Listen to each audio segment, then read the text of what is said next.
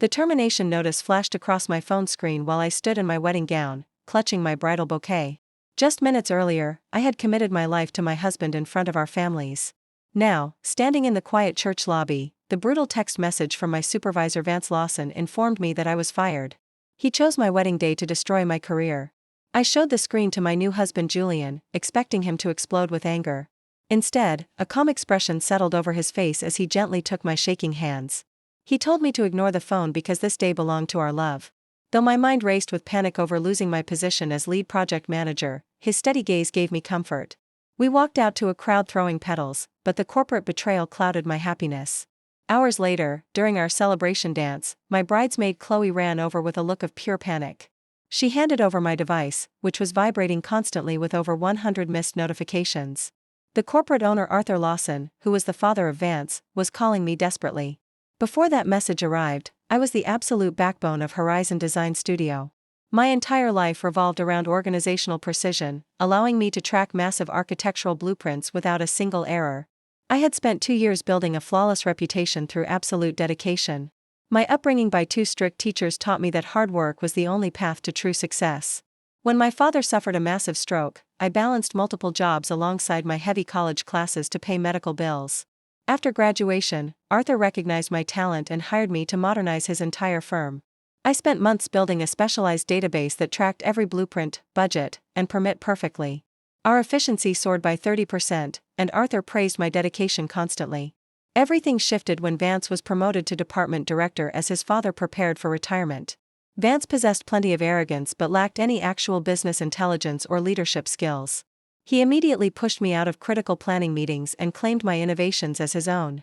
He even canceled my training seminars, leaving himself completely ignorant of how my system functioned. During this stressful period, I met Julian while submitting plans for a massive multi-million-dollar city revitalization project. He worked at the Municipal Records Building, carefully verifying every engineering document instead of rushing through them. We connected deeply over coffee and long dinner conversations, and he quickly became my safe haven. He began noticing disturbing errors in the files Vance submitted. Julian proposed after a few months, and we arranged a rapid, intimate ceremony because my job felt unstable. Vance kept dropping hints about downsizing the staff, though I never expected a termination notice on my wedding day. Back in the bridal suite, I finally listened to the frantic voicemails from Arthur. He shouted that Vance had no authority to terminate my employment. Arthur confessed that the major city deadline was on Monday, and the entire staff was locked out of my custom database. The clients were threatening to cancel the contract because Vance could not find the correct building files. Sitting in my beautiful dress, I realized that my specialized training ban had backfired on them. I held all the power because only I knew the system passwords. Julian walked into the room and sat beside me, revealing a massive secret about the company. He explained that Vance had been altering official blueprints after the engineers signed them. Vance was removing critical safety features and substituting cheap materials to save money. My blood turned cold because those actions were illegal and put human lives in serious danger. Julian had been gathering evidence of this corporate fraud and planned to expose it soon. This unexpected firing actually shielded me from legal blame while leaving the firm entirely helpless. We decided to do absolutely nothing during our wedding weekend and left for our tropical honeymoon the next morning. I ignored every single call while we relaxed on the beach. Arthur eventually offered to triple my previous salary and even suggested giving me partial ownership of the firm. I deleted those messages because my dignity was not for sale to desperate people. While watching the ocean, Julian suggested that I should launch my own independent compliance firm. The municipal government desperately needed experts to audit building plans for safety violations. We returned home, and I immediately registered my new venture, which I named Summit Compliance Consulting. Within minutes of the public announcement, Arthur called my phone pleading for help with his failing projects.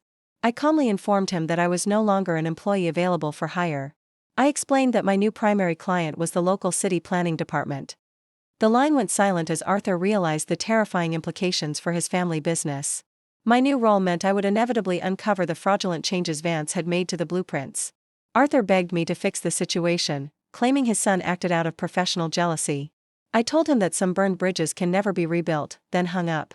The municipal government launched a full investigation into the recent building submissions from Horizon Design Studio. Our audit revealed massive structural violations, including thin support walls and deleted safety exits. The city halted their project permanently and blacklisted Vance from the entire industry. The firm lost millions of dollars, and their 30-year reputation dissolved in less than a month. My new consulting firm flourished rapidly, allowing us to buy a beautiful home together.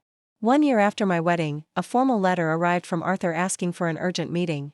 He claimed that Vance had completed ethics retraining and now worked in a minor, supervised position. Arthur wanted me to review their new safety protocols to ensure compliance.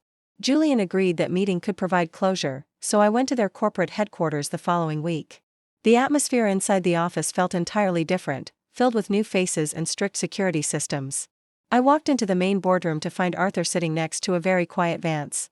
The old arrogance was completely gone from the face of my former boss. Vance looked down and offered a quiet, rehearsed apology for his dangerous and vindictive behavior.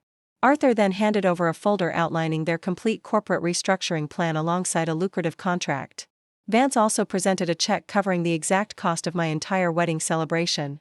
They hoped this financial gesture would fix their ethical failures and earn forgiveness. Vance placed my original database flash drive on the table, admitting they could never make it work without me. I looked at the two defeated men and realized that true justice happens naturally when people face their own corruption. I agreed to review their blueprints only if my fee was tripled and Vance personally completed every grueling safety course I assigned.